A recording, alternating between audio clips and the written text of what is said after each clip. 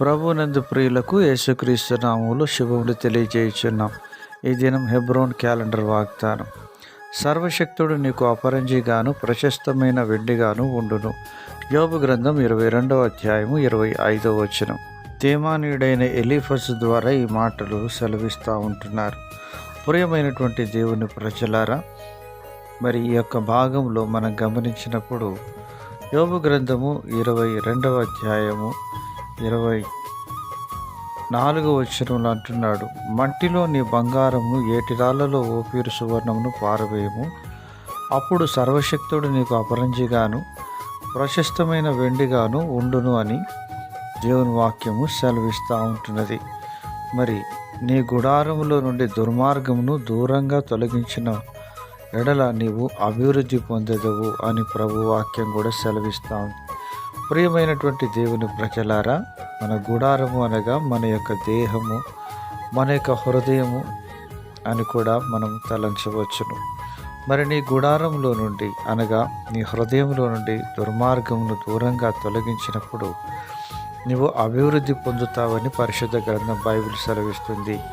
సామెతల గ్రంథం 28వ అధ్యాయం 13వ వచనంలో, అతిక్రమములు దాచిపెట్టువాడు వర్ధిల్లడు, కానీ వాటిని ఒప్పుకొని విడిచిపెట్టువాడు కనికరము పొందునని ప్రభు యొక్క వాక్యము సెలవిస్తూ ఉన్నది. ప్రియమైనటువంటి దేవుని ప్రజలారా, సర్వశక్తుడు నీకు అపరంజిగా, ఆయన ప్రశస్తమైన వెండిగా నీకు ఉండాలి అంటే అన్నిటిలో ప్రభువుకు ప్రాధాన్యతను ఇచ్చేవారంగా ఉండాలి.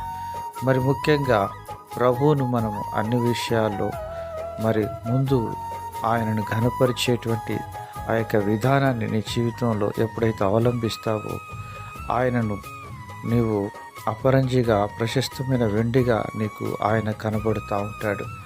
అలాగున మన పితరులైనటువంటి అబ్రహాము, మరి ఇస్సాకు, యాకోబులు వారి జీవితాల్లో దేవుణ్ణి ఆ రీతిగా ఆరాధిస్తూ వచ్చిన విధానం చూడవచ్చును.